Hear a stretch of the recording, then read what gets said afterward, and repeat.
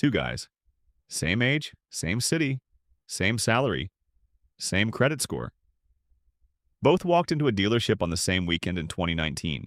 Same car, $27,000. 5 years later, one of them has $47,000 sitting in an investment account. The other one has a car that's worth $11,000. Same income, same starting point. One question separates them, and by the end of this video, you'll know exactly what that question was. Before we get into the numbers, if you like honest financial breakdowns, subscribe right now.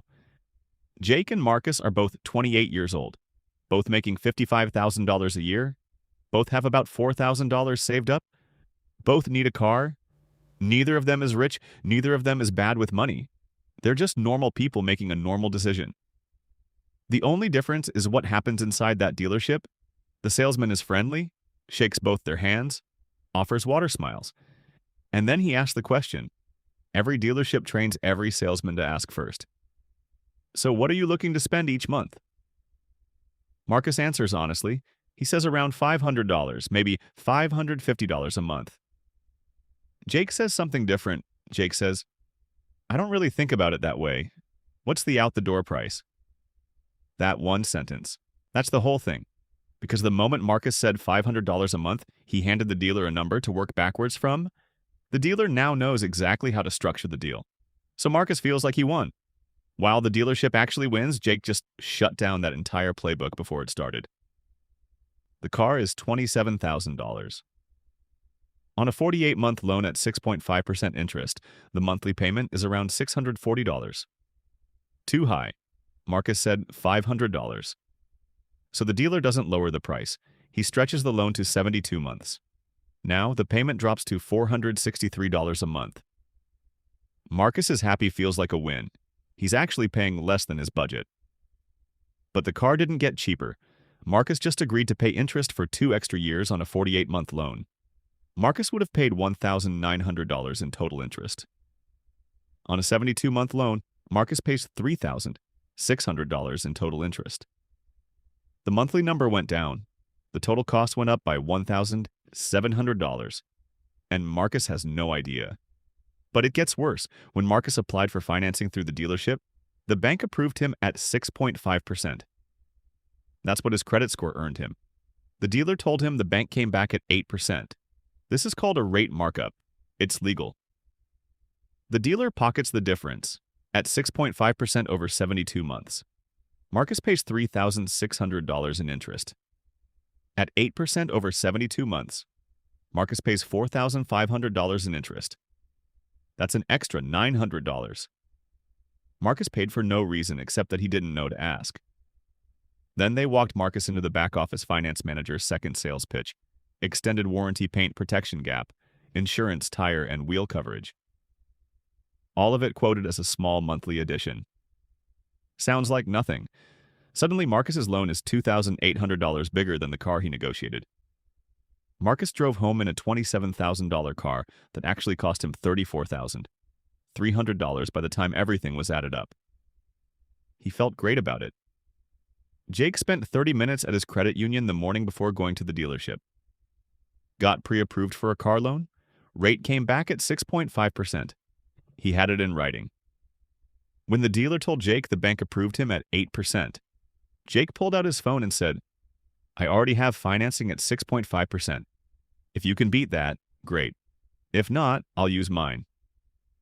Dealer came back 10 minutes later. Matched the rate. Jake negotiated on the total price, not the monthly payment. Got the dealer down to $25,500 out the door. Took a 48-month loan at 6.5%. Monthly payment came to $606. Jake said, yes. When they walked him into the finance office, Jake said no to the warranty, no to the paint protection, no to everything except gap insurance through his own insurance company, where it cost $40 a year instead of $800. Rolled into the loan, Jake drove home in the same car Marcus bought. Jake paid $26,700 total. Marcus paid $34,300 total, same car.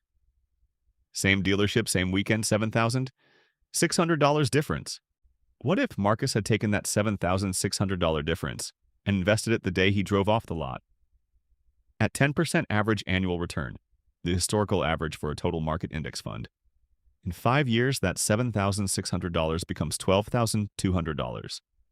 In 10 years, it becomes $19,700. In 20 years, it becomes $51,000. That's just from the purchase difference alone.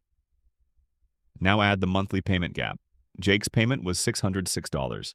His loan ends at 48 months. After month 48, Jake has no car payment. He takes that $606 a month and starts investing it. Marcus is still paying $463 a month for 24 more months.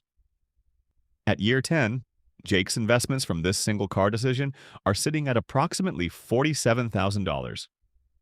Marcus has $0 invested from this decision and a memory of a car he no longer owns. Same salary. Same car, same dealership. Same weekend $47,000 difference. Marcus didn't lose because he bought a car. Marcus lost because he walked into a room where someone knew exactly what to ask him.